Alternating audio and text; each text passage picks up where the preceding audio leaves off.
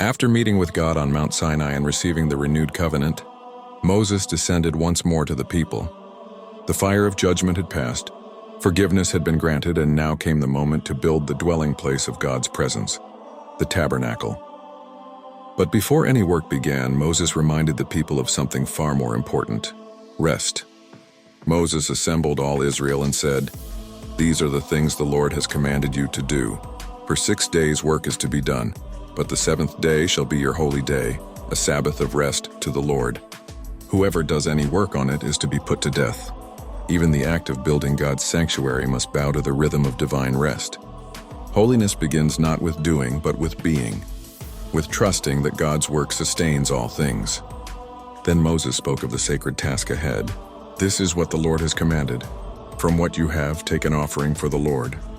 Everyone who is willing is to bring to the Lord an offering: gold, silver, and bronze, blue, purple, and scarlet yarn, fine linen and goat hair, ram skins dyed red and other hides, acacia wood, olive oil for the light, spices for the anointing oil and incense, and onyx stones and other gems for the ephod and breastpiece."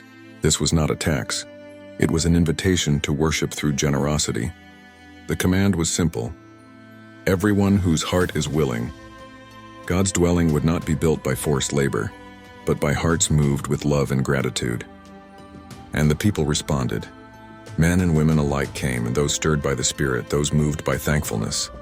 They brought jewelry, rings, earrings, linen, and wood. Skilled women spun yarn and fine linen. Leaders brought precious stones and spices. The sound of giving filled the camp like a hymn of devotion. The people's generosity was so overwhelming that later, Moses had to command them to stop giving because there was more than enough. When hearts are touched by grace, giving flows without restraint. Among the workers, God raised up 2 gifted men: Bezalel, son of Uri, of the tribe of Judah, and Oholiab, son of Ahisamach, of the tribe of Dan. They were filled with the Spirit of God in wisdom, understanding, knowledge, and all kinds of skill to make artistic designs for gold, silver, and bronze, to cut stones, to carve wood, and to teach others. Every craft, every stitch, every engraving would be holy, because it was done under the inspiration of the Spirit. The Spirit of God not only empowers preachers and prophets, but also craftsmen, builders and artists, those who glorify God through creativity. The tabernacle was a masterpiece of beauty and order because it reflected the nature of its creator. In this moment, Israel, once rebellious and faithless, became a community of worshipers united in purpose. Their hands, once raised in sin to fashion a golden calf, were now lifted in obedience to fashion a dwelling for the living God. Redemption had turned rebellion into service and shame into offering. Exodus 35 shines as a picture of grace restored and love expressed through action. The people who once grieved the heart of God now gave joyfully for his dwelling. God's commands and their obedience came together in harmony, resting first, then building, worshiping first, then working. Every act of giving, every talent offered, every willing heart echoed a deeper truth.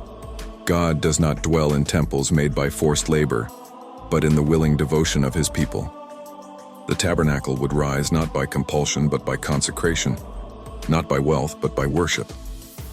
Next comes Exodus 36, where the skilled artisans begin the actual construction of the tabernacle, and the people's generosity overflows beyond what is needed.